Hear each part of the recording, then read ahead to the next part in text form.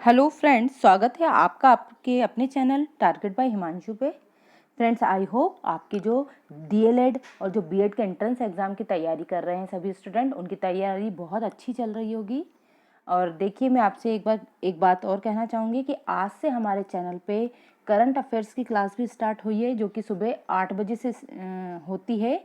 तो प्लीज़ आप इस चैनल पे होने वाले सभी चारों क्लासेस को ज़रूर देखा करिए। देखिए फ्रेंड्स, क्या होता है कि आप जानते हैं कि आजकल जो एग्ज़ाम्स का जो दायरा है ना, जो लेवल है, वो काफ़ी बढ़ चुका है। हर एक एग्ज़ाम में जो है वो करंट अफेयर्स के क्वेश्चंस ज़रूर आते हैं। तो आप इस गलतफहमी में मत रहिएगा कि भाई हमारा बीएड का एंट्रेंस एग्ज़ाम है। खैर, बीएड के एंट्रेंस एग्ज़ाम में तो करंट अफेयर्स का टॉपिक दिया ही हुआ है, पर आप ये मत सोचिए कि भाई डीएलएड का एग्ज़ाम है तो उसमें करंट अफेयर्स के क्वेश्चंस नहीं आ सकते हैं। देखिए, अभी जैसे एमपी टेट के एग्ज़ाम चल रहे हैं, उनमें जो है वो ईवीएस का पोर्शन इतना ज़्यादा विस्तृत कर दिया है उन लोगों ने कि वो वर्ल्ड जीके और यहाँ तक कि करंट अफेयर्स, खेल, स्पेस, इनके इतने ज़्यादा हाई लेवल के क्वेश्चंस पूछे जा रहे हैं। तो प्लीज़ फ्रेंड्स, आप सभी हमारी सभी क्लासेस में आया करिए। शाम को 4 बजे जो आपकी जीके जीएस की क्लास होती है, वो भी आपके इन एग्ज़ाम्स के लिए बहुत ज़्यादा बेनिफिशियल है। उसमें हम सोलर सिस्टम से और है ना अपने एटमॉस्फेयर से जो भी लेयर्स होती हैं, इनसे रिलेटेड काफ़ी क्वेश्चंस कराते हैं। नहर परियोजनाओं से रिलेटेड क्वेश्चंस कराते हैं। ये सब तो ईवीएस के पोर्शन में आता ही है ना। हम आपको कोई आउट ऑफ सिलेबस कोई चीज़ नहीं करवा रहे हैं। तो आप प्लीज़ इन सभी क्लासेस में आया करिए, और जो भी क्वेश्चंस होते हैं वो हम प्रीवियस ईयर क्वेश्चंस को ही लेकर आते हैं, जो कि किसी न किसी एग्जाम्स में पूछे जाते हैं। और ऐसे क्वेश्चंस के जो रिपीटेशन की संभावना होती है वो बहुत ज़्यादा रहती है। तो प्लीज़ आप चारों क्लासों में आइए। सुबह 8 बजे करंट की क्लास रहेगी, सुबह 9 बजे आपकी हिंदी की क्लास रहेगी, शाम को 4 बजे आपकी जीके जीएस की क्लास रहेगी, और फिर शाम को 6 बजे आपकी मैथ्स की क्लास रहेगी, जहाँ पर बहुत ज़्यादा बेसिक लेवल से एकदम सिंपलेस्ट फॉर्म में आपको मैथ्स कराई जाती है। ऐसे स्टूडेंट जिन्होंने आफ्टर 10th कभी मैथ्स को हाथ तक नहीं लगाया है, जो काफ़ी कुछ भूल चुके हैं, वो भी बड़ी आसानी से मैथ्स को सीख सकते हैं और क्वेश्चंस को कर सकते हैं। इसलिए आप प्लीज़ चारों क्लासों में ज़रूर आया करिए।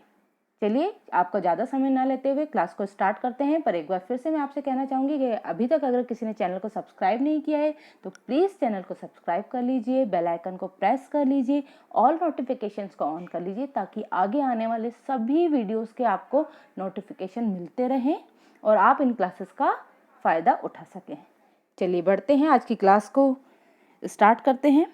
आज की क्लास का जो आपका फर्स्ट क्वेश्चन है वो रहेगा आपका, एक ही विधेय हो जिसमें ऐसे वाक्य को क्या कहते हैं। आपको बताना है ऐसा वाक्य जिसमें एक ही विधेय हो उसे क्या कहा जाता है।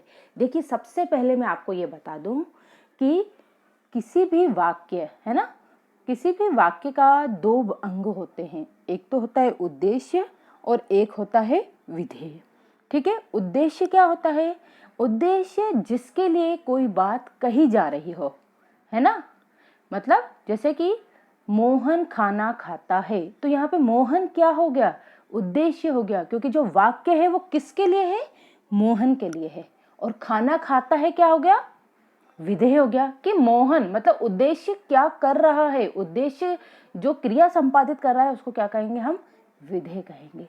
ठीक है, रचना के आधार पर जो है वो वाक्य 3 प्रकार के होते हैं: सरल वाक्य, मिश्रित वाक्य और संयुक्त वाक्य।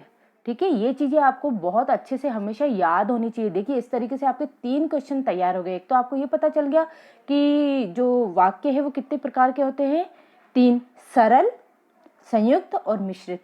पर ये किस बेस पर है? ये रचना के आधार पर है ना। अर्थ के आधार पर जो वाक्य हैं वो तो 8 प्रकार के होते हैं, पर जो रचना के आधार पर है वो वाक्य आपके 3 प्रकार के होते हैं। तो आपका फर्स्ट क्वेश्चन क्या बना कि रचना के आधार पर वाक्य कितने प्रकार के होते हैं? 2 प्रकार के।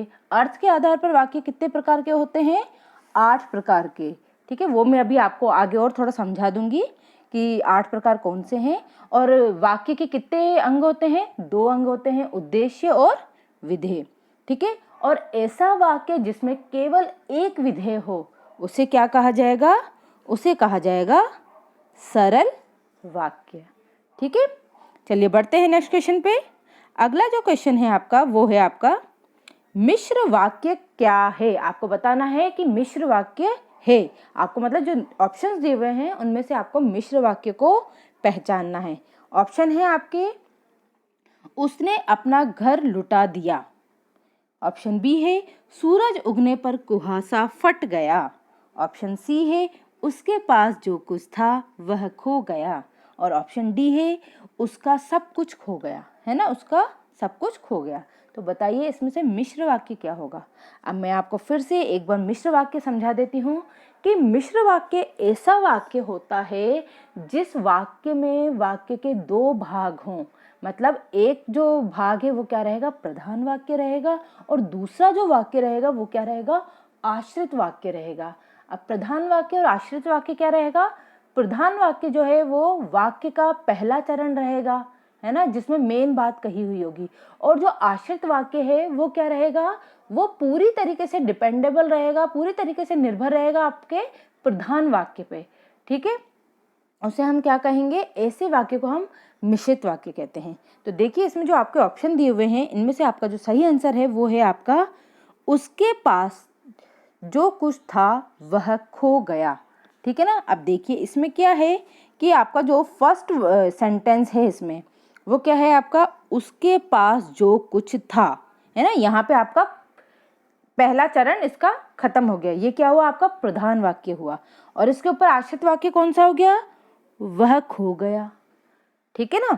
तो देखिए जब कभी वाक्य जो हैं वो इस तरीके से आपस में जुड़े हुए हों, है ना, जैसे वह, जब, तब, इस तरीके से, है ना, जुड़े हुए रहें, तब क्या होते हैं, ऐसे वाक्य को हम क्या कहते हैं, मिश्र वाक्य कहते हैं। और मिश्र वाक्य को आपको बहुत अच्छे से अगर आप ढंग से पढ़ेंगे सेंटेंस को, तो आपको अपने आप समझ में आ जाएगा कि प्रधान वाक्य है और आश्रित वाक्य है ना, और आप आसानी से आंसर को क्लिक कर लेंगे।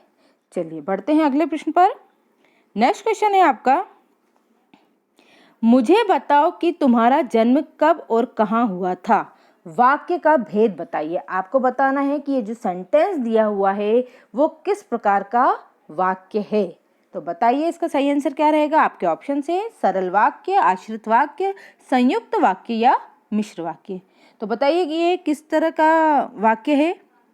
तो आपका जो सही आंसर रहेगा वो रहेगा आपका ऑप्शन डी, मिश्र वाक्य है। ये भी एक मिश्र वाक्य का एग्जाम्पल है। अपन ने इससे पहले एक क्वेश्चन में देख लिया है कि देखिए अब इस आप सेंटेंस को पढ़िए, वाक्य को पूरा पढ़िए।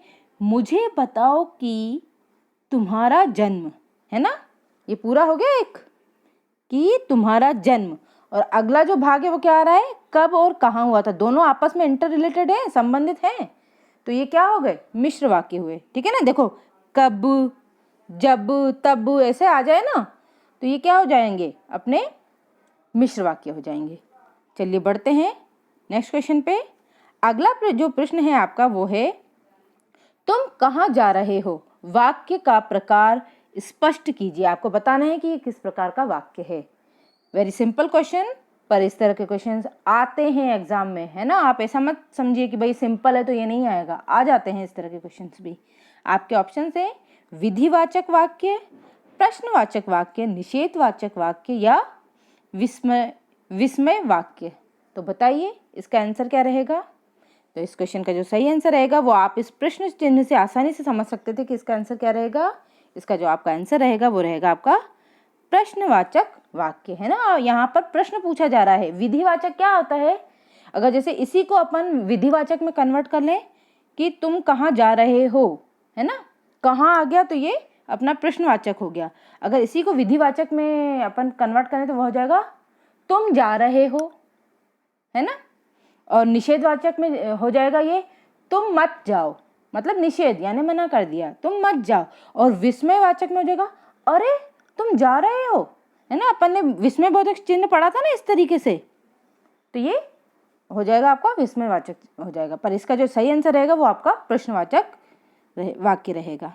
चलिए बढ़ते हैं नेक्स्ट क्वेश्चन पे। अगला जो प्रश्न है आपका, जिस वाक्य में साधारण और मिश्र वाक्य का मेल संयोजक अवयवों के द्वारा होता है, ऐसे वाक्य को क्या कहते हैं। अब यहाँ पे देखिए एक इम्पॉर्टेंट जो वर्डिंग आ गई है आपकी, वो आ गई है आपकी, क्या आई है, संयोजक अवयव। ऐसे वाक्य जो अवयवों के द्वारा आपस में जुड़े रहें उन्हें क्या कहते हैं हम, बताइए इसका सही आंसर क्या रहेगा। आपके ऑप्शन है मिश्र वाक्य, संयुक्त वाक्य, सरल वाक्य और प्रश्नवाचक वाक्य। तो बताइए ये किस प्रकार के वाक्य रहेंगे जो कि संयोजक अवयवों द्वारा जुड़े रहते हैं। इसका जो आपका सही आंसर रहेगा वो रहेगा आपका ऑप्शन बी, संयुक्त वाक्य, है ना। देखिए अवयव क्या होते हैं, कोई बता सकता है? प्लीज कमेंट करके बताइए अगर आपको अवयव का पता है तो। देखिए अवयव जो हैं वो इस प्रकार के मतलब इस प्रकार के संयोजक या वाक्यांश होते हैं जिनमें लिंग, वचन या कारक के आधार पर कभी परिवर्तन नहीं होता है ना। मतलब जो स्त्रीलिंग या पुरुषलिंग दोनों के लिए समान रहे, है ना, एक वचन द्विवचन सबके लिए समान रहे और कारक किसी भी प्रकार के हों, चाहे कर्ता कारक हो, कर्म कारक हो, कैसा भी कारक हो, उन सबके लिए हमेशा एक जैसे रहते हैं, उन्हें हम अवयव कहते हैं।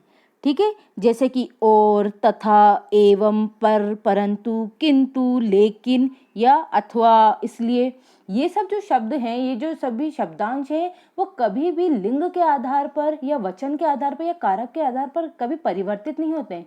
तो इस प्रकार के जो वाक्यांश होते हैं उन्हें हम क्या कहते हैं? अवयव कहते हैं, या फिर इनको अविकारी शब्द भी कहा जाता है, जिनमें कभी कोई विकार उत्पन्न नहीं होता है, यानी कोई परिवर्तन नहीं होता है। ठीक है, आपका जो इस क्वेश्चन का सही आंसर रहेगा वो रहेगा संयुक्त वाक्य। जैसे अभी मैं आपको एग्जाम्पल के तौर पे बता दूं कि मोहन पुस्तक पढ़ता है और राधा पत्र लिखती है ना। मोहन पुस्तक पढ़ रहा है और राधा पत्र लिख रही है।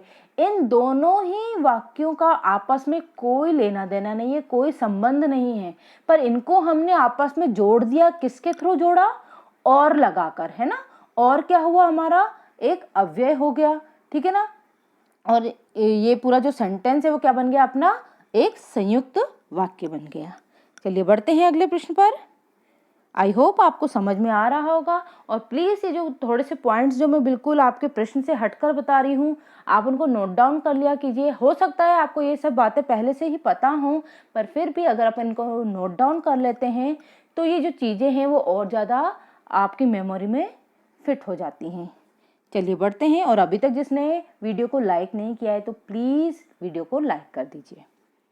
नेक्स्ट क्वेश्चन है आपका, स्त्रीलिंग शब्द है, तो आपको बताना है कि स्त्रीलिंग शब्द को आपको अलग करना है। तो बताइए इनमें से कौन सा शब्द है जो स्त्रीलिंग है? आपके ऑप्शन है हुलास, ये हुलास नहीं होना चाहिए, इसको मैं कुछ लिख देती हूँ कि खुलासा कर देती हूँ। ठीक है, खुलासा। देखिए खुलासा, हरकत, हमला या हवाला। तो बताइए इसका सही आंसर क्या होगा? अब आप देखिए स्त्रीलिंग और जो पुल्लिंग शब्द हैं उनको पहचानना बिल्कुल भी डिफिकल्ट नहीं है, बहुत ज़्यादा सिंपल होता है।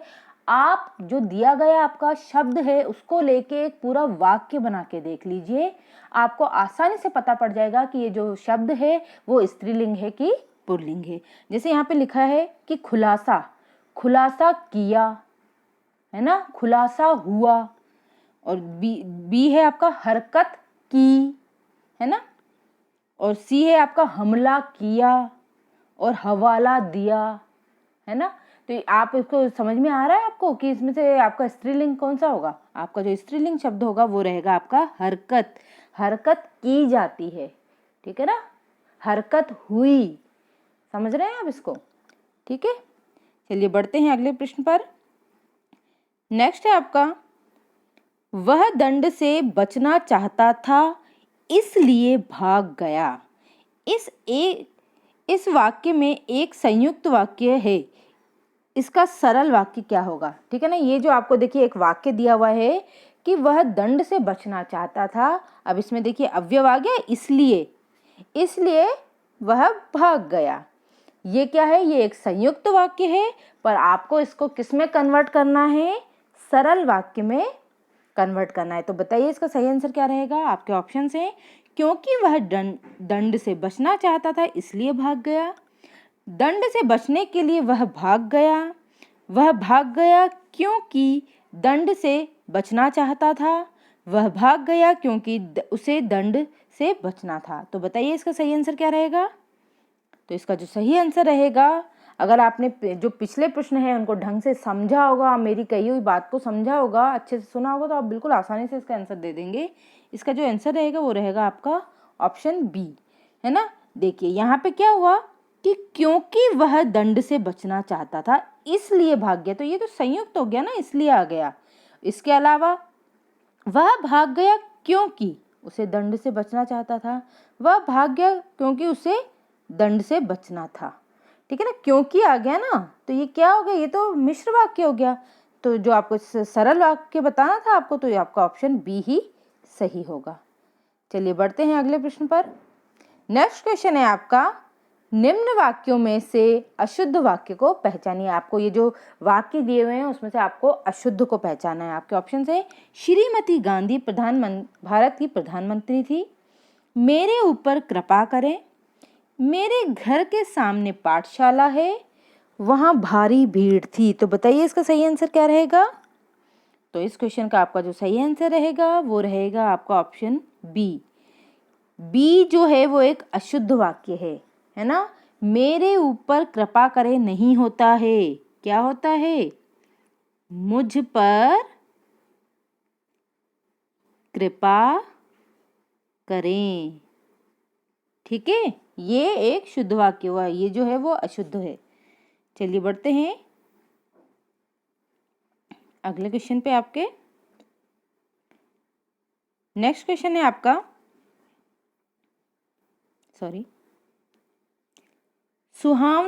सुहावना लिखाई व छलिया में निहित प्रत्यय के लिए सही विकल्प का चयन कीजिए। आपको बताना है जो इसमें ये जो आपको शब्द दिए हुए हैं सुहावना, लिखाई और छलिया, इसमें कौन से प्रत्यय का जो जोड़ा है वो बिल्कुल सही फिट बैठता है। आपके ऑप्शन है, ऑप्शन ए है अवना, खाई या फिर या, ऑप्शन बी है वना, आई और इया, ऑप्शन सी है आवना, ई और या, और ऑप्शन डी है आवना, आई और इया। तो बताइए इसका सही आंसर क्या रहेगा। तो इस क्वेश्चन का जो सही आंसर रहेगा वो रहेगा आपका ऑप्शन डी, आवना। सुहावना है ना, सुह मतलब जो सुहाता है, जो अच्छा लगता है, उसमें आपने आवना प्रत्यय जोड़ दिया। लिखाई, मूल शब्द क्या होता है आपका लिख, है ना, उसमें आपने आई प्रत्यय जोड़ दिया तो लिखाई हो गया। और अगला है आपका छलिया, छल जो है वो आपका मूल शब्द होता है, उसमें आपने इया प्रत्यय जोड़ दिया तो आपका छलिया बन गया। चलिए बढ़ते हैं। अच्छा, कोई बता सकता है कि प्रत्यय कितने प्रकार के होते हैं। ये मैंने पिछली क्लास में आपको बताया था कि प्रत्यय कितने प्रकार के होते हैं। प्रत्यय जो हैं वो बताइए, प्रत्यय जो है वो दो प्रकार के होते हैं, एक तो कृत प्रत्यय और दूसरा होता है तद्धित प्रत्यय, है ना। क्रिया या धातु के पीछे लगे हुए प्रत्यय को क्या कहते हैं अपन, कृत प्रत्यय कहते हैं, है ना। और कृत प्रत्यय से बने शब्द को कृदंत कहा जाता है, कृत प्लस अंत, है ना। कृत यानी क्रिया के पीछे लगने वाला, अंत मतलब पीछे लगने वाला, तो वो कृदंत हो जाते हैं। और दूसरा रहता है आपका तद्धित प्रत्यय जो कि संज्ञा, सर्वनाम और विशेषण के पीछे लगते हैं। चलिए बढ़ते हैं नेक्स्ट क्वेश्चन पे। अगला प्रश्न है आपका, अलमारी कौन सी भाषा का शब्द है। आपको बताना है कि अलमारी कौन सी भाषा का शब्द है। आपके ऑप्शन है फारसी, पुर्तगाली, अरबी या फिर संस्कृत। तो बताइए इसका सही आंसर क्या रहेगा। इस क्वेश्चन का आपका जो सही आंसर रहेगा वो रहेगा पुर्तगाली। अलमारी जो है वो पुर्तगाली भाषा का शब्द है। नेक्स्ट पे चलते हैं। वाक्यों का वर्गीकरण कितने आधार पर किया गया है। आपको बताना है कि वाक्यों का वर्गीकरण जो है वो कितने आधारों पर किया गया है। बताइए इसका सही आंसर क्या रहेगा। तो इस क्वेश्चन का आपका जो सही आंसर रहेगा वो रहेगा आपका ऑप्शन ए। मैंने स्टार्टिंग के आपको फर्स्ट जो क्वेश्चन कराया था तभी आपको बता दिया था कि वाक्यों का जो वर्गीकरण है वो दो आधारों पर किया गया है, एक तो रचना के आधार पर और दूसरा अर्थ के आधार पर। रचना के आधार पर वाक्य 3 प्रकार के होते हैं, सरल वाक्य, मिश्र वाक्य और संयुक्त वाक्य। और अर्थ के आधार पर जो है वो वाक्य 8 प्रकार के होते हैं, है ना। आपको में वैसे पता तो रहना चाहिए कि 8 प्रकार कौन से होते हैं, पर यह फैक्ट आपको बहुत अच्छे से पता होना चाहिए कि जो वाक्य हैं उनके जो वर्गीकरण का आधार है वो 2 आधार होते हैं, एक तो रचना और दूसरा अर्थ। रचना के आधार पर 3 प्रकार के वाक्य और अर्थ के आधार पर 8 प्रकार के वाक्य। अब मैं आपको 8 प्रकार भी बता देती हूँ। पहला है विधानवाचक, दूसरा है निषेधवाचक। विधानवाचक मतलब एक सरल जो आपका वाक्य रहता है। निषेधवाचक जिसमें किसी चीज को निषेध किया गया हो, मना किया जा रहा हो, ठीक है। अगला आता है प्रश्नवाचक, तीसरा जो है वो होता है प्रश्नवाचक जिसमें कोई प्रश्न पूछा जा रहा हो। चौथा आता है आज्ञावाचक जिसमें किसी चीज की आज्ञा दी जा रही हो, जैसे वहां जाओ, ये कार्य करो, है ना, तो ये आज्ञावाचक। और अगला आता है आपका पांचवा जो होता है वो रहता है आपका इच्छावाचक, जब आप किसी चीज की इच्छा कर रहे हो कि काश मैं ये, है ना, तुम सफल हो, है ना, जैसे तुम सफल हो जाओ, ये क्या है, आपकी इच्छा है, ठीक है। नेक्स्ट है आपका 6 जो होता है वो संदेहवाचक होता है, क्या वह आज आएगा, है ना, संदेह हो रहा है ना आपको, मतलब आप श्योर नहीं हो किसी चीज के लिए, तो ये संदेहवाचक हो जाएगा। नेक्स्ट आता है आपका संकेतवाचक। संकेतवाचक कि अगर वर्षा होती तो इस साल फसल अच्छी होती, मतलब आपको संकेत कर रहे हैं इस बात पे कि अगर वर्षा अच्छी होती तो फसल अच्छी होती, तो ये संकेतवाचक हो गया। नेक्स्ट आता है आपका 8 नंबर विस्मयादि। विस्मयादि मतलब मैंने बताया था कि जब आश्चर्य हो, उत्साह हो, घृणा हो, है ना, किसी चीज को लेके विस्मय हो जाए अपन, तो ऐसे वाक्यों को क्या कहते हैं, विस्मयादि वाचक कहते हैं। जैसे अरे ये क्या हुआ, हाय राम, है ना, इस तरह के जो शब्द होते हैं ये विस्मयादि बोधक होते हैं। चलिए बताएं, नेक्स्ट क्वेश्चन पे चलते हैं। अगला प्रश्न है आपका, वे वाक्य सरल वाक्य कहलाते हैं जिनमें, अभी मैंने आपको फर्स्ट क्वेश्चन में इसकी डेफिनेशन बताई थी सरल वाक्य की, अगर किसी जिसने भी ध्यान से सुना होगा वो इसका जवाब बिल्कुल सही देगा। चलिए बताइए इसका आंसर क्या रहेगा। आपके ऑप्शन से एक से अधिक प्रधान उपवाक्य हो, असाधारण, एक साधारण और दूसरा आश्रित उपवाक्य हो, एक ही उद्देश्य और एक ही विधेय हो, और अगला है आश्रित उपवाक्य और समुच्चय बोधक अव्यय हो। तो बताइए इसका सही आंसर क्या रहेगा। तो इसका जो आपका सही आंसर रहेगा वो रहेगा आपका, जब एक ही उद्देश्य और एक ही विधेय होता है तब ये क्या होते हैं, सरल वाक्य होते हैं, ठीक है ना। अब देखिए इसमें जैसे अगला फर्स्ट वाला दे रखा है कि एक से अधिक उपवाक्य हों, तो वो क्या हो जाएंगे आपके, वो तो आपके मिश्र वाक्य में आ जाता है ना। दूसरा है एक साधारण दूसरा आश्रित उपवाक्य हो, तो वो भी मिश्र वाक्य हो जाएगा। और एक आश्रित उपवाक्य और दूसरा समुच्चय बोधक अवयव से जुड़े हों तो वो तो संयुक्त हो जाएगा। तो इसका जो सही आंसर रहेगा वो रहेगा आपका ऑप्शन सी। नेक्स्ट है आपका, दुरात्मा में कौन सा उपसर्ग है, आपको बताना है कि दुरात्मा में कौन सा उपसर्ग लगा हुआ है। आपके ऑप्शन है दुर, दुरा, दुर या दुस। तो बताइए इसका सही आंसर क्या होगा। तो इस क्वेश्चन का आपका जो सही आंसर रहेगा वो रहेगा आपका ऑप्शन सी, है ना, दुर, र के नीचे हलंत। अब हलंत का मतलब आपको मैंने, अगर आपने मेरी क्लासेस हिंदी की देखी होंगी, है ना, ये 5th क्लास है, इससे पहले 4 क्लासेस कराई जा चुकी हैं। अगर किसी ने नहीं देखी है तो आप जाकर प्लेलिस्ट में जाकर उन क्लासेस को देख सकते हैं। उनमें बड़े अच्छे तरीके से जो है वो आपको व्यंजन और स्वर समझाए गए हैं। व्यंजन क्या होते हैं, व्यंजन ऐसे वर्ण होते हैं जो कि स्वरों के माध्यम से बोले जाते हैं। जैसे हम किसी शब्द को बोलते हैं र, तो र जो है वो अपने आप में मतलब क्या है, एक वर्ण तो है, पर ये 2 चीजों से मिलकर बना है। किससे, एक तो र व्यंजन से और अ स्वर से मिलकर बना हुआ है। तो देखिए आपको शब्द दिया गया है कि दुरात्मा, है ना, इसमें मूल शब्द क्या है, आत्मा। तो दुर में से जो है अपन को अ को जो है अलग करना पड़ेगा, तो क्या बचेगा आपका, सिर्फ व्यंजन र बच जाएगा, है ना। तो इसलिए जो इसका उपसर्ग रहेगा वो रहेगा आपका दुर। चलिए बढ़ते हैं अगले प्रश्न पर। अगला प्रश्न है आपका, निम्नलिखित में से कौन सा वाक्य संयुक्त वाक्य है। आपको बताना है दिए गए ऑप्शंस में से कौन सा वाक्य संयुक्त है। आपके ऑप्शन है, मैंने लड़के को बुलाया, उन्हें न नींद आती थी न भूख प्यास लगती थी, आपको ऐसा नहीं कहना चाहिए था, जहां जाना है अच्छा नहीं है, यहाँ जाना अच्छा नहीं है। तो बताइए आपको इसका सही आंसर क्या रहेगा। तो इसका जो सही आंसर रहेगा वो रहेगा आपका ऑप्शन बी, है ना। अब आप बोलेंगे भाई ऑप्शन बी कैसे हुआ, इसमें तो कोई अव्यय समुच्चय बोधक शब्द जो मतलब शब्दांश है वो लगा ही नहीं हुआ है।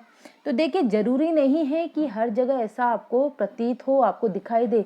थोड़ा सा आपको किसी शब्द को अपने मन में बोलकर भी देखना पड़ेगा, आपको ऑप्शंस को एलिमिनेट करके भी सही उत्तर को खोजना पड़ता है। देखिए अब जैसे ये सेंटेंस है, उन्हें न नींद आती थी न भूख प्यास लगती थी। आप इसको इस तरीके से तो बोल सकते हैं, पर इसके अलावा और कौन से तरीके से बोल सकते हैं? उन्हें न नींद आती थी और न भूख लगती थी, है ना। और जुड़ सकता है ना, तो और क्या है, और जो है वो एक अविकारी यानी एक अव्यय है। तो ये जो इसका सही आंसर हो जाएगा संयुक्त वाक्य का, वो ऑप्शन बी हो जाएगा आपका। चलिए बढ़ते हैं नेक्स्ट क्वेश्चन पे। अधिकार में उपसर्ग है, तो आपको बताना है अधिकार में कौन सा उपसर्ग लगा हुआ है। आपके ऑप्शन है कर, कार, अधि या अ। तो बताइए इसका सही आंसर क्या रहेगा।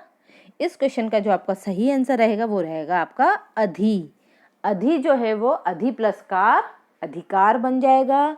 अधि क्या है, अधि उपसर्ग है, आगे जुड़ा हुआ है तो यानी उपसर्ग है। उपसर्ग जो है वो 3 प्रकार के होते हैं, कौन कौन से? हिंदी वाले, संस्कृत वाले और एक विदेशी भाषा के। तो अधि जो उपसर्ग है वो क्या है, एक संस्कृत यानी जिसको हम तत्सम उपसर्ग भी कहते हैं। आप जानते हैं जो शब्द हैं वो 2 प्रकार के होते हैं, तत्सम और तद्भव। तत्सम मतलब जो संस्कृत भाषा से एज इट इज अपने देवनागरी लिपि में लिए गए हों, है ना, जिनमें कोई परिवर्तन नहीं किया गया हो। और तद्भव क्या हो जाते हैं, जिनको अपन अपनी देसी भाषा के अनुसार जिनमें परिवर्तन कर देते हैं, है ना, जो शुद्ध रूप में नहीं होते हैं, वो तद्भव कहलाते हैं। तो जो संस्कृत के जितने भी आपके उपसर्ग रहेंगे वो उनको हम तत्सम उपसर्ग भी कहते हैं। तो जो अधि है वो क्या है, उपसर्ग है। और कैसा उपसर्ग है, संस्कृत भाषा का उपसर्ग है, जिसको कि तत्सम उपसर्ग भी कहते हैं। चलिए बढ़ते हैं अगले प्रश्न पर। नेक्स्ट है आपका धार्मिक में प्रत्यय है। आपको बताना है धार्मिक शब्द में कौन सा प्रत्यय लगा हुआ है। जल्दी बताइए इसका सही आंसर क्या रहेगा, कमेंट कीजिए। देखिए इसका जो सही आंसर रहेगा वो रहेगा आपका, क्या रहेगा, आपका ऑप्शन बी, इक, है ना। इक कैसे, आपको जो है वो क्या करना पड़ेगा, आपको मूल शब्द निकालना पड़ेगा। मूल शब्द क्या होता है, धर्म जो है वो मूल शब्द होता है। अब धर्म में अपन क्या जोड़ेंगे, मिक तो जोड़ नहीं सकते हैं क्योंकि म तो जो है वो धर्म में ही आ गया।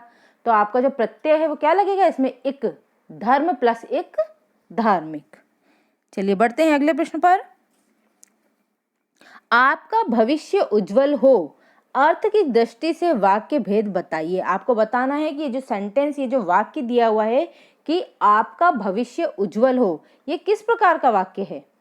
अभी मैंने आपको वाक्य के जो 8 प्रकार बताए थे अर्थ के आधार पर, उसमें मैंने आपको इस तरह का एक एग्जाम्पल दिया था। तो बताइए इसका सही आंसर क्या होगा।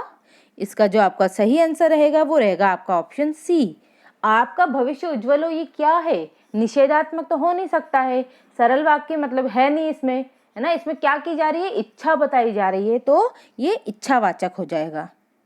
चलिए बढ़ते हैं नेक्स्ट क्वेश्चन पे। नेक्स्ट क्वेश्चन है आपका,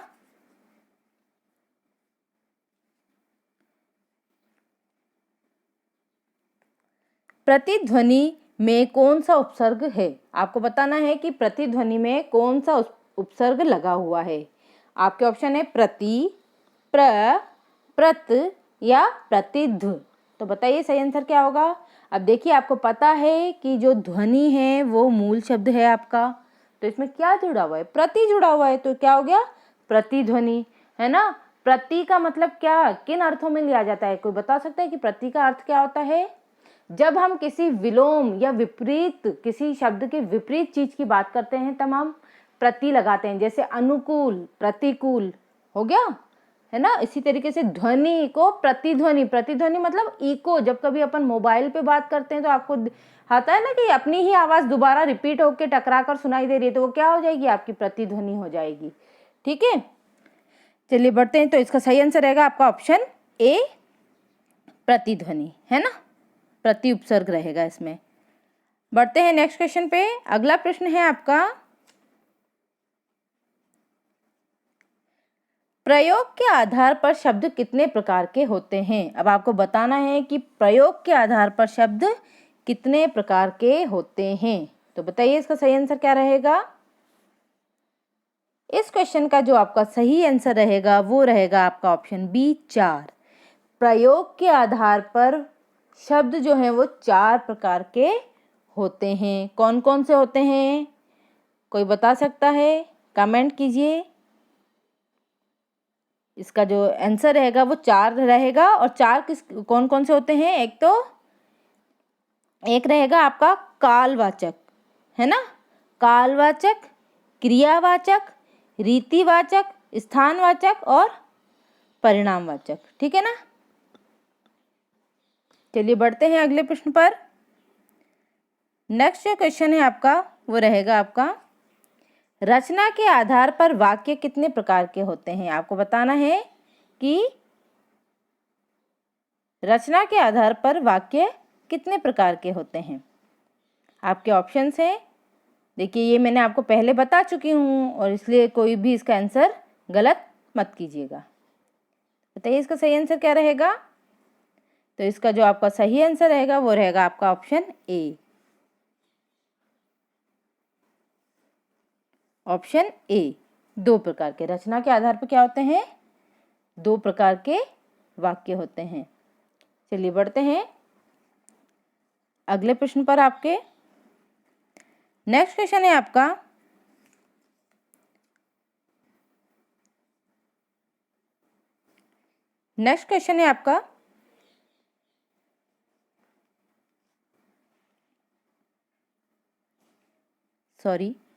अर्थ के अनुसार क्रिया विशेषण कितने प्रकार के होते हैं? आपको बताना है कि अर्थ के अनुसार क्रिया विशेषण कितने प्रकार के होते हैं। आपके ऑप्शंस हैं 1, 2, 4, 3 या 4। तो बताइए क्रिया विशेषण जो हैं वो कितने प्रकार के होते हैं? क्रिया विशेषण जो हैं वो अर्थ के आधार पर 4 प्रकार के होते हैं, जैसे कालवाचक क्रिया विशेषण, कालवाचक क्रिया विशेषण, रीतिवाचक क्रिया विशेषण, स्थानवाचक क्रिया विशेषण और परिणामवाचक क्रिया विशेषण। चलिए बढ़ते हैं अगले प्रश्न पर। नेक्स्ट क्वेश्चन है आपका निम्नलिखित में से कौन सा संकेतवाचक वाक्य है? आपको बताना है कि कौन सा जो वाक्य है वो संकेतवाचक वाक्य है, संकेत कर रहा है जो किसी बात पर। आपके ऑप्शन है यदि वर्षा अच्छी हुई तो फसल अच्छी होगी, क्या इस बार वर्षा अच्छी होगी, फसल अच्छी हो तो अच्छा है, वाह क्या अच्छी फसल है। तो बताइए इसका सही आंसर क्या होगा? तो इसका जो सही आंसर रहेगा वो रहेगा आपका ऑप्शन ए। क्या रहेगा? यदि वर्षा अच्छी हुई, मतलब संकेत कर रहे हैं कि अगर वर्षा अच्छी होती है, ये संकेत है, तभी फसल अच्छी होगी। ठीक है। ऑप्शन बी जो है वो क्या है? क्या इस बार, मतलब संदेहवाचक। फसल अच्छी हो तो अच्छा है, ये इच्छावाचक हुई। और वाह क्या अच्छी फसल है, ये विस्मयादि वाक्य हो गया आपका। चलिए अगले प्रश्न पे चलते हैं। आपके सदाचार में उपसर्ग है, आपको बताना है सदाचार जो शब्द है उसमें उपसर्ग कौन सा है। आपके ऑप्शन है सत, आ, अव या अचार। तो बताइए इसका सही आंसर क्या रहेगा? इस क्वेश्चन का आपका जो सही आंसर रहेगा वो रहेगा आपका ऑप्शन ए, सत। सत प्लस आचार यानी सदाचार। सत का जो शाब्दिक अर्थ लिया जाता है वो किसी अच्छी चीज से लिया जाता है। तो ये क्या हुआ आपका? सत प्लस आचार सदाचार हो जाएगा। अगला क्वेश्चन है आपका अतियुक्ति में उपसर्ग है। आपको बताना है अतियुक्ति जो शब्द है उसमें कौन सा उपसर्ग लगा हुआ है।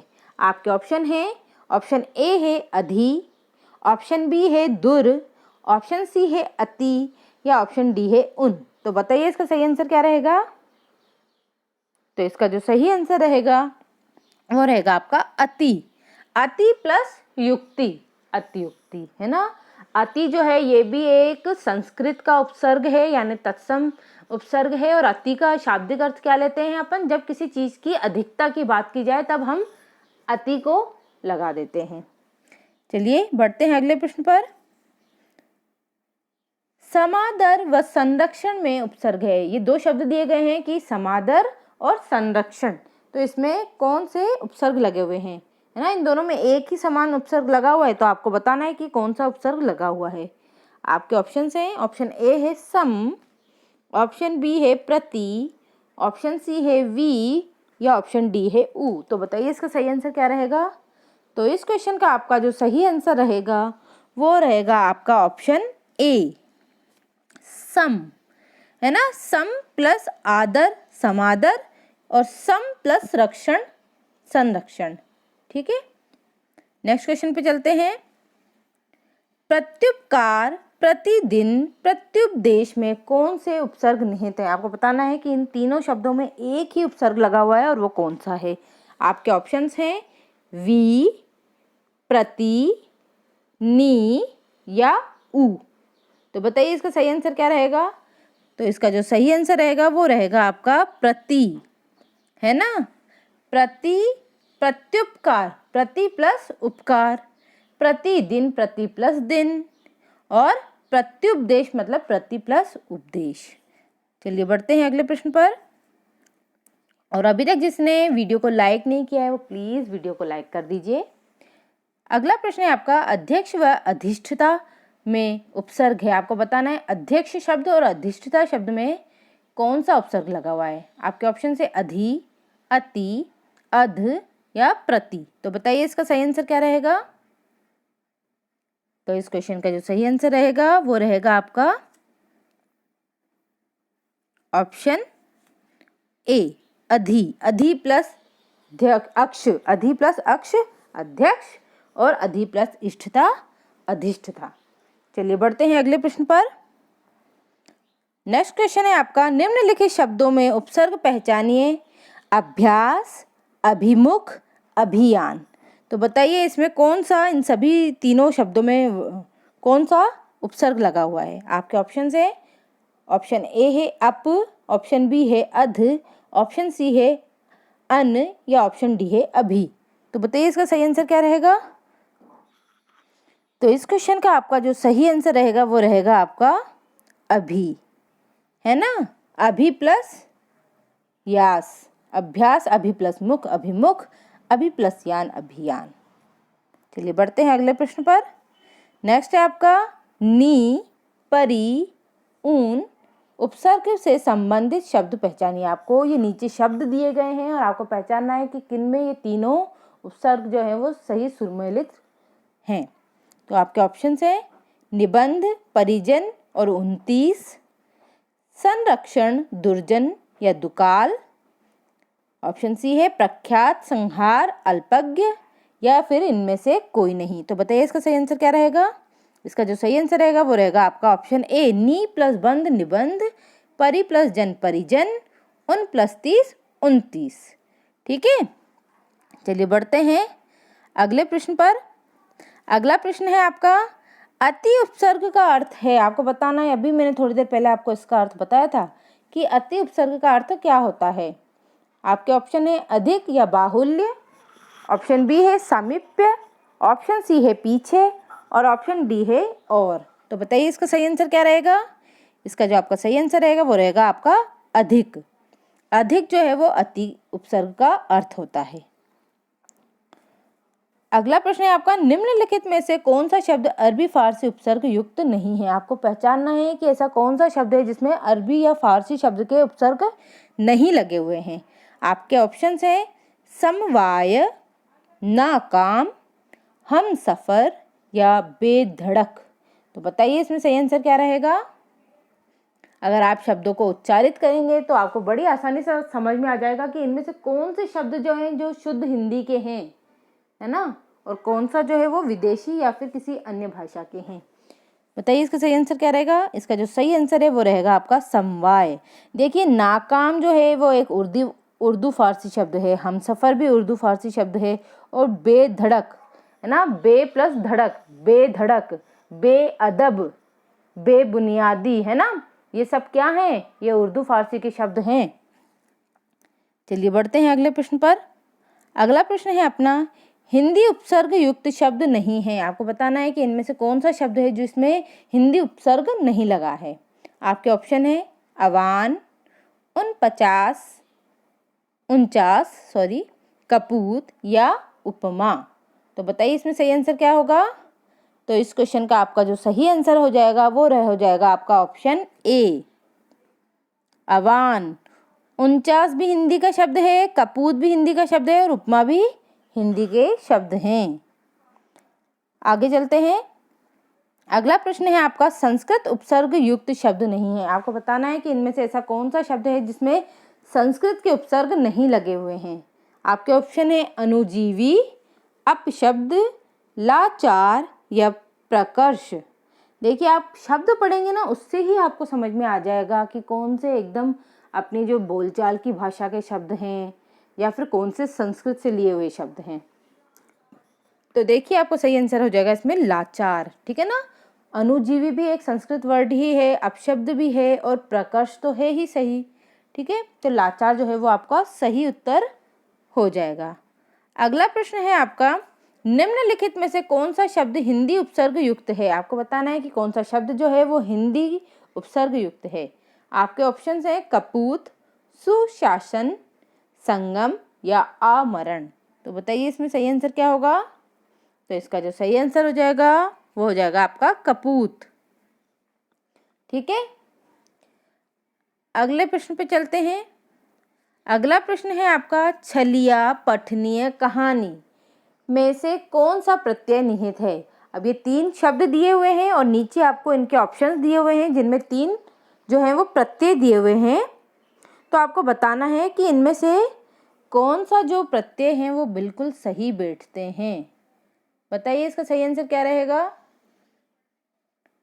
इस क्वेश्चन का आपका जो सही आंसर रहेगा वो रहेगा आपका ऑप्शन डी, ठीक है ना। इया, इय और आनी, छल प्लस इया छलिया, पठ प्लस नीय पठनीय, कह प्लस आनी कहानी, ठीक है। अगले प्रश्न पे चलते हैं। चर्मकार प्रभाकर में कौन सा प्रत्यय निहित है। आपको बताना है चर्मकार और प्रभाकर में कौन सा प्रत्यय लगे हुए हैं। आपके ऑप्शन है कार और कर, इया और इय, वान और आड़ी और त्व प्लस तर। तो बताइए इसमें कौन सा सही आंसर रहेगा। तो आपका जो सही आंसर हो जाएगा वो है आपका ऑप्शन ए, चर्म प्लस कार चर्मकार, प्रभा प्लस कर प्रभाकर, ठीक है। चर्मकार किसको कहते हैं, कोई बता सकता है। चर्मकार उसे कहते हैं जो चमड़े से संबंधित वस्तुओं का निर्माण करते हैं। और प्रभाकर कौन है, प्रभाकर किसका पर्यायवाची है। प्रभाकर जो है वो सूर्य का पर्यायवाची है। इसके अलावा सूर्य के और कौन कौन से पर्यायवाची होते हैं, कोई कमेंट कर सकता है। भास्कर, दिनकर, दिवाकर, प्रभाकर और भानु, ठीक है। चलिए अगले प्रश्न पे चलते हैं। नेक्स्ट है आपका, खिलाड़ी और गमनीय शब्द में कौन से प्रत्यय प्रयुक्त हुए हैं। आपको बताना है कि खिलाड़ी और गमनीय में कौन से प्रत्यय लगे हुए हैं। आपके ऑप्शन है आड़ी और ईय, ता और तर, वत और हर, इला और नी। तो बताइए सही आंसर क्या होगा। आपका इसका जो सही आंसर रहेगा वो रहेगा आपका ऑप्शन ए, आड़ी और ईय, खेल प्लस आड़ी खिलाड़ी, गमन प्लस ईय गमनीय। चलिए बढ़ते हैं अगले प्रश्न पर। अगला प्रश्न है आपका, खाने वाला लघुत्तर शब्द में कौन सा प्रत्यय लगा हुआ है। ठीक है, आपको बताना है कि खाने वाला शब्द में कौन सा प्रत्यय लगा हुआ है। आपके ऑप्शंस हैं कि देखिए इसमें थोड़े ऑप्शन ठीक से नहीं दिख रहे हैं, तो आप बता दीजिए। आप इन दो ही ऑप्शंस को देख लीजिए, जैसे एक वाला और तर दे रखा है और एक ई और क दे रखा है। तो बताइए इन दोनों में से ही बताइए कि सही आंसर क्या रहेगा। तो आपका जो सही आंसर हो जाएगा वो हो जाएगा आपका ऑप्शन ए, खाने प्लस वाला खाने वाला, लघु प्लस तर लघुत्तर। ठीक है, बढ़ते हैं नेक्स्ट क्वेश्चन पे। अगला है आपका खंडहर और लुटेरा। ये क्या है, ये लुटेरा लिखा हुआ है यहाँ पर, ये है ना, क्या लिखा हुआ है, लुटेरा। तो बताइए इनमें कौन सा प्रत्यय लगा हुआ है। हर और एरा, इला और तर, आज और क, और वत और तर। तो बताइए इनमें कौन सा, इन दोनों खंडहर और लुटेरा में कौन से प्रत्यय लगे हुए हैं? आपका जो इसका सही आंसर रहेगा वो रहेगा आपका ऑप्शन ए। खंड प्लस हर खंडहर, लूट प्लस एरा लुटेरा। ठीक है, बढ़ते हैं अगले प्रश्न पर आपके। अगला प्रश्न है आपका, जो प्रत्यय धातु के अंत में लगते हैं वे प्रत्यय हैं। अभी मैंने आपको थोड़ी देर पहले बताया था कि धातु जो प्रत्यय होते हैं वो दो प्रकार के होते हैं। एक तो होता है जो धातु और किसके, क्रिया के पीछे लगते हैं, और दूसरे जो है संज्ञा, सर्वनाम और विशेषण के पीछे लगते हैं। तो बताइए जो धातुओं के पीछे जो अंत में प्रत्यय लगते हैं उन्हें क्या कहते हैं? उन्हें कहते हैं अपन कृत प्रत्यय। ठीक है, जो क्रिया और धातु के पीछे लगते हैं और इनसे बने हुए शब्द को हम कृदंत कहते हैं। कृत प्लस अंत कृदंत। चलिए बढ़ते हैं अगले क्वेश्चन पे। नेक्स्ट क्वेश्चन है आपका, कृदंत प्रत्यय किन शब्दों से के साथ जुड़े होते हैं? अब देखिए ये फिर से आ गया यही क्वेश्चन, पर घुमाकर आया है, आपको कंफ्यूज नहीं होना है। बताइए इसका सही आंसर क्या रहेगा? इसका जो आपका सही आंसर रहेगा वो आपका ऑप्शन सी है ना। कृदंत प्रत्यय जो है वो क्रिया और धातुओं के पीछे जुड़े होते हैं। अगले प्रश्न पे चलते हैं। वे अविकारी शब्द जो शब्दों और वाक्यों तथा वाक्य खंडों को जोड़ते हैं कहलाते हैं। आपको बताना है अविकारी शब्द जो कि शब्दों और वाक्यों को जोड़ते हैं उन्हें क्या कहते हैं? उन्हें कहते हैं हम अव्यय। ठीक है, नेक्स्ट क्वेश्चन है आपका, अलमारी किस विदेशी भाषा का शब्द है? अभी हमने पढ़ा था, रिपीट हुआ है, बोनस क्वेश्चन आ गया। बताइए इसका सही आंसर दीजिए सभी। इसका जो सही आंसर है वो रहेगा आपका पुर्तगाली। ठीक है, आगे चलते हैं। लास्ट क्वेश्चन है अब ये आपका कि पांडव शब्द में कैसा प्रत्यय है? आपको बताना है कि पांडव शब्द में किस प्रकार का प्रत्यय लगा हुआ है। बताइए इसका सही आंसर क्या होगा? इसका जो सही आंसर हो जाएगा आपका वो हो जाएगा तद्धित प्रत्यय, है ना। अब देखिए इसमें क्या है, इस पांडव में जो आपका मूल शब्द है वो है आपका पांडु, और पांडु कौन थे? पांडवों के पिता थे। तो पांडु क्या हो गया? एक संज्ञा शब्द हो गया, है ना। और संज्ञा के पीछे क्या लगते हैं? संज्ञा के पीछे लगने वाले जो प्रत्यय होते हैं वो तद्धित होते हैं। पांडु के पीछे अ लग गया तो वो क्या बन गया? पांडव हो गए। ठीक है, चलिए बढ़ते हैं। अभी अपना खैर ये तो लास्ट क्वेश्चन था अपना। चलिए, आई होप आपको क्लास पसंद आई होगी, और ये जो हैं ये हमारे सोशल मीडिया हैंडल्स हैं, प्लीज़ इन पे भी हमें फॉलो कीजिए, और क्लास में रेगुलरली सभी आया करिए, क्लास को शेयर किया कीजिए ताकि और भी लोग इन क्लासेस का बेनिफिट ले सकें, और आप भी रेगुलरली आया करिए। देखिए जो भी क्वेश्चंस कराए जा रहे हैं वो आपके चाहे बीएड एंट्रेंस एग्ज़ाम हो चाहे डीएलएड का एग्ज़ाम हो, सब में हिंदी तो सेम ही होती है ना। ऐसा तो है नहीं कि बीएड की हिंदी अलग रहेगी और डीएलएड की अलग रहेगी या किसी टेट एग्ज़ाम की अलग रहेगी, ऐसा नहीं है। व्याकरण सभी की सेम होती है, और ये जो व्याकरण है वो आपकी हिंदी और संस्कृत दोनों में सेम है ना। एक ही क्लास से आपकी 2 क्लासेस का काम हो जाता है। तो प्लीज़ क्लासेस में आप क्लास में ज़रूर आया करिए, और भी स्टूडेंट को अपने साथ जोड़िए। और अभी तक भी जिसने वीडियो को लाइक नहीं किया है वो प्लीज़ लाइक करके जाइए, जाते जाते तो लाइक कर दीजिए और शेयर कर दीजिए इस वीडियो को। और जिसने अभी क्लास नहीं लिए है वो बाद में जब भी उसको टाइम मिलता है, जब भी आप फ्री होते हैं तब भी आप इन क्लासेस को देख सकते हैं। प्लेलिस्ट में सभी क्लासेस दी हुई हैं। तो चलिए अब मिलते हैं शाम को 4 बजे वाली क्लास में। Good bye, have a nice day.